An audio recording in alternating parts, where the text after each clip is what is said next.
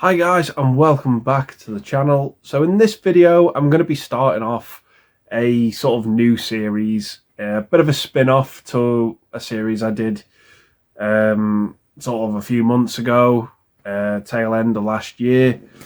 I'm going to be talking about 10 movies from each year of the 80s and 90s for this month coming up and next month. Yeah, just sort of talking about 10 movies from each year that didn't make my list of favorite movies.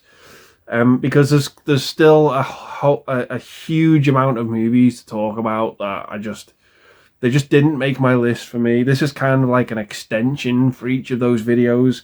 It's just going to be me talking about 10 movies that are enjoyable, are still enjoyable. They just didn't make the list for me. These movies, in my opinion, are far from perfect, but I still think they're worth a watch. And you might enjoy these movies a hell of a lot more than me, but yeah, I still get some solid sort of level of enjoyment from these films. They're just okay. They just didn't make my top favorite, list of movies of all time. They're just not there, but there's still some entertaining stuff here to be had that I enjoyed. Some of them have got problems, some of them don't, but yeah, they're just good movies that just didn't make my list. And I thought, you know what, let's shed some light on these films. Some of them are well known, some of them not so much.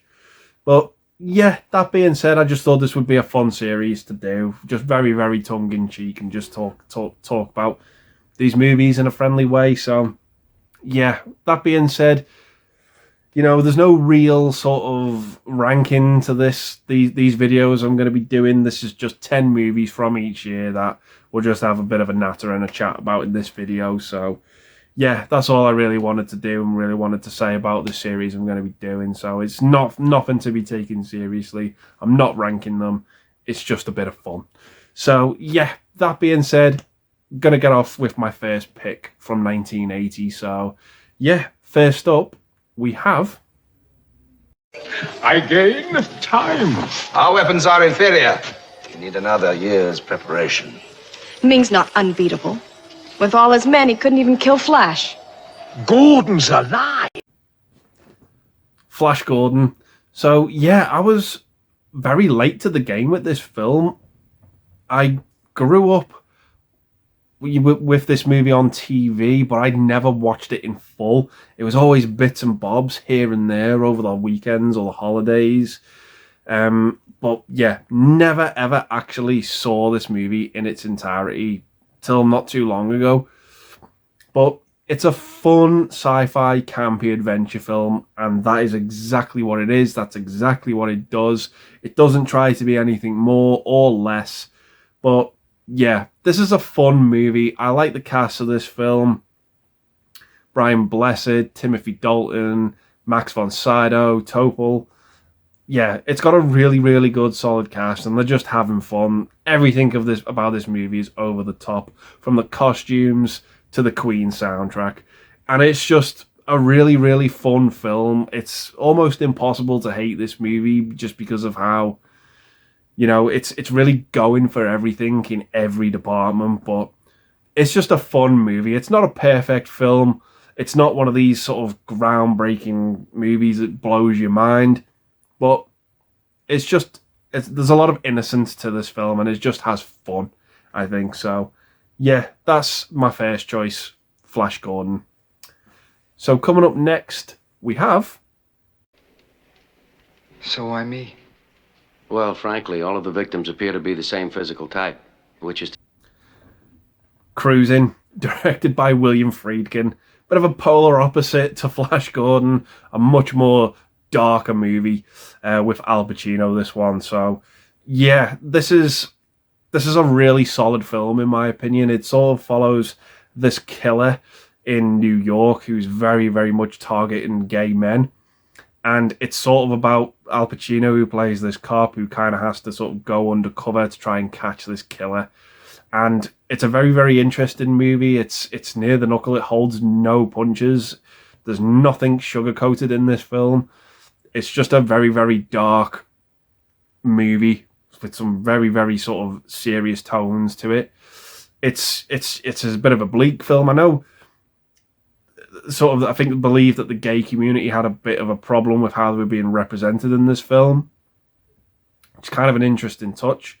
But yeah, it's a good, solid Al Pacino movie that doesn't really get talked about a hell of a lot. I think, obviously, movies like The Godfather, at the time Serpico, they were kind of like, that was what Al Pacino was known for. But yeah, this one, I think, kind of, at least for me, growing up, it went under the radar. But yeah, it's a good, solid film. It's another great movie directed by William Friedkin. So this one's well worth checking out if you like those sort of crime, drama, police movies. So that's Cruising. So next up, we have Robert Altman's Popeye, starring Robin Williams and Shelley Duvall.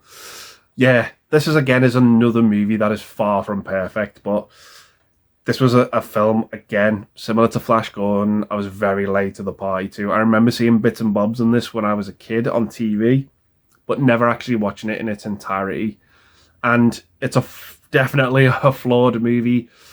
I just think Popeye and Robert Altman, those two elements just don't go together. They don't really work as so much, but the film is still enjoyable. It's still entertaining. I love the practical set pieces in this film. I think they look great.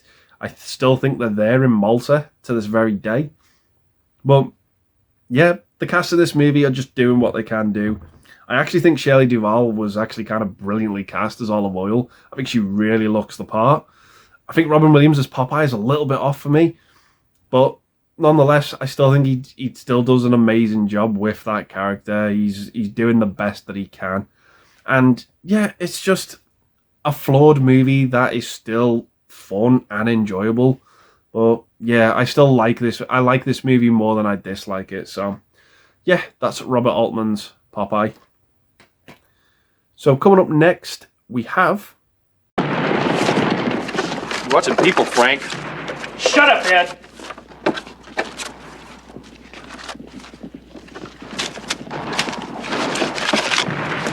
What about that safe? There ain't no safe, Ed. All the money's in the strong box and in the cash drawers. I don't believe you. Now, you got a safe in here someplace. Now, you tell me where it is, or I'm going to put a bullet in your brain pan. The Long Riders. So yeah, this is a really, really good, solid Western, in my opinion. The cast is just absolutely phenomenal. Yeah, a lot of siblings in this movie. You've got the Quaids, the Guests, the Keaches, and the Carradines in this film.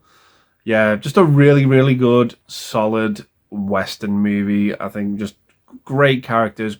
Great to see these actors sort of working together, I think, in just this one movie, this ensemble cast of these four families coming together. I just thought it was absolutely great. It's one that I'm definitely due a rewatch for. It's been a long time since I've seen it, but I remember this being a lot of fun. And yeah, it's the cast in this movie that works for me. It's just absolutely superb. Yeah, just seeing younger versions of those cast members is just absolutely great. Dennis Quaid, I think, is fantastic, and a lot of stuff that he does, and this one can just be added to his filmography. It's just absolutely really, really good, solid film. So I'm due a rewatch from it, but from what I remember, I really, really enjoy it, and I love that cast. So that's The Long Riders. So coming up next, we have Used Cars by Robert Zemeckis and starring Kurt Russell. So yeah, this is an early Robert Zemeckis film. I really enjoy this movie. Like most of these films, it's far from perfect, but I just really like this competition that's going on between these two sort of car salesmen. And it's just a lot of fun. They're always just trying to outdo each other in this film. The ending of this movie as well gets sort of very Blues Brothers as well. There's like a courtroom scene, and the people we root for in this film kind of sort of have to, meet certain standards, and it's over the top and it's overload again at the end of this movie, and it's just a lot of fun. An early performance as well from Kurt Russell. Really, really enjoy him in this film, and yeah, it's just comedy from the early 80s. And I just really, really like this movie. I really click with it. So Not one of my favourite Zemeckis movies, but still definitely worth your time if you've not seen it. So, yeah, that's Used Cars. So coming up next, we have Stir Crazy, Richard Pryor and Gene Wilder. What more could you ask for? These two actors, I just think, have absolutely amazing chemistry when they're on screen together. Out of the 4 movies I've seen with them, they just know how to deliver and they know how to bounce off one another. Not my favourite movie from the pair, though. I think that would probably have to go to See No Evil, Hear No Evil. But Stir Crazy, I enjoy this movie a hell of a lot to a degree. I really love the way this movie kicks off, where these two guys get framed for this bank robbery and they just end up going to jail. But what really doesn't work for me is the direction that the movie goes to sort of after we're in jail. It just involves this whole rodeo thing, and it is just way too much of a tangent for me. I completely check out, unfortunately, just because it's too much of a slap in the face. The tangent is just too great. But having said that, I do still really like the film. I do enjoy it. But like I said about most of these films, there are some flaws there. That's why these films didn't make my top 15. But yeah, Stir Crazy, it's still a lot of fun. These two actors just have me in absolute stitches when they're on screen together. They just know how to do it. They nail comedy, and it just really works for me. So yeah, that's Stir Crazy. So coming up next, we have Urban Cowboy with John Travolta. So yeah, this was a really good movie with Travolta that I really enjoyed. This is coming off, the likes of Saturday Night Fever and Grease.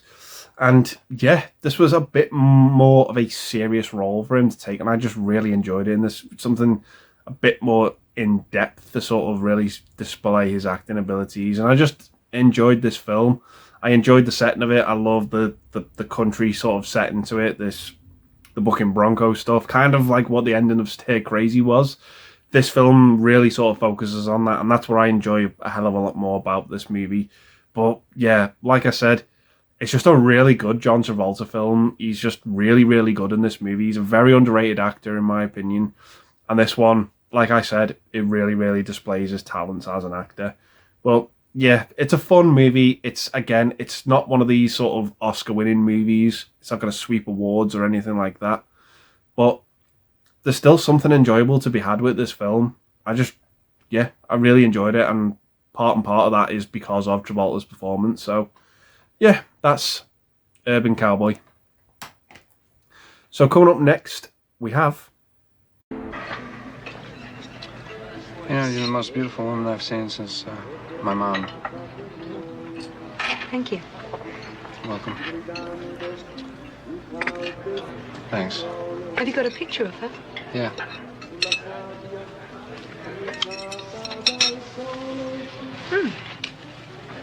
Yeah, it's when she was younger. Oh, right.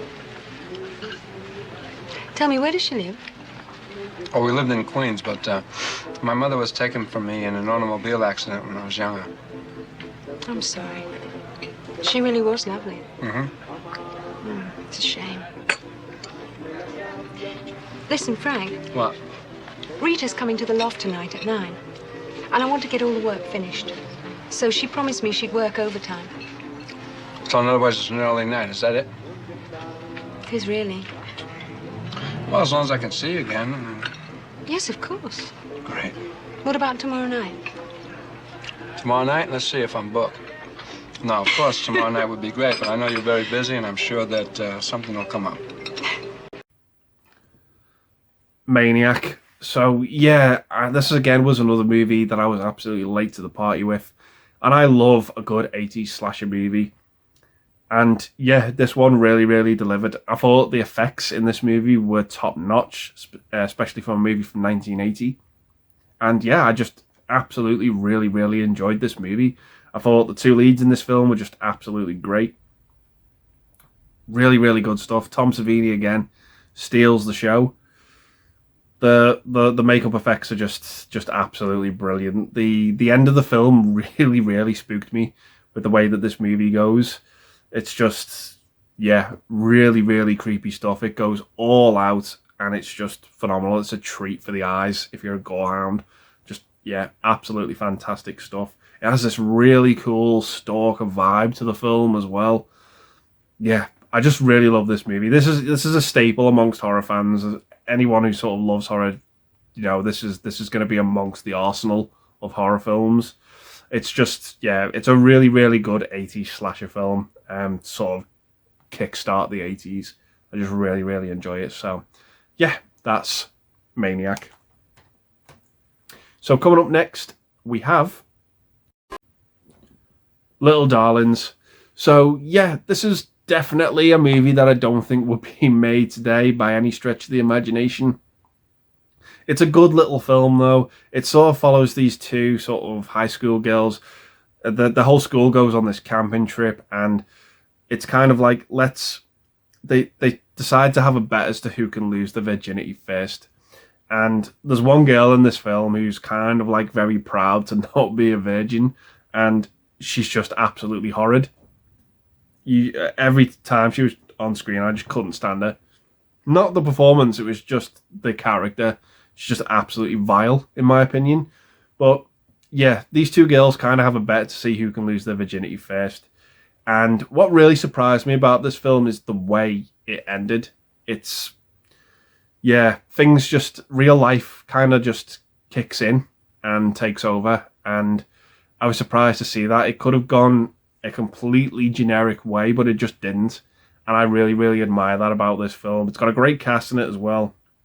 Matt Dillon, it was his year, in my opinion, because he starred in this and the next film and final film that I've got for this list. But yeah, it's a good movie if you can get hold of it. It's kind of like Friday the 13th, but without the horror. It has that really, really awesome camp setting to it. But yeah, it's a fun movie nonetheless, but definitely a product of the time. So that's Little Darlings. So coming up next, and for my final pick, we have Ray? Ray? Huh? My Bodyguard. So yeah, this is a really, really fun film. Again, it's not perfect or anything like that, but it's a super underrated 80s movie. So it kind of follows this kid. He's new at school, and Matt Dillon plays this bully who's just absolutely horrible to him. He completely targets him from the minute he sees him. And yeah, they just don't get along. So this kid decides, you know, there's been rumors about this guy at school who is completely mental. He's off the hook crazy. So what he decides to do is he decides to approach him and hires him sort of as a bodyguard to protect him from Matt Dillon. And that's the movie. It's really, really good. Really, really underrated film. The crazy guy who's kind of has this bad reputation is played by Adam Baldwin. I loved him in movies like Cohen and Tate, and I thought he was an absolute slime ball in The Patriot. But yeah, he's really good in this movie. He's sort of like, just to look at him, you just can see that he's kind of unhinged. But yeah, it's just a really good film, and I love where it goes as well. It doesn't really sort of display that money can solve your problems, because things do come to a head in the end of this film. And yeah, I just think it's a really good, solid little high school movie, sort of about bullies. So yeah, that is my final pick, My Bodyguard. So yeah, those are all like the 10 movies I wanted to pick from 1980, guys, that I thought are worth a watch, in my opinion at least. So yeah, gonna leave the video there and say thanks very much for watching. Stay safe, and I'll see you in the next one. Bye for now.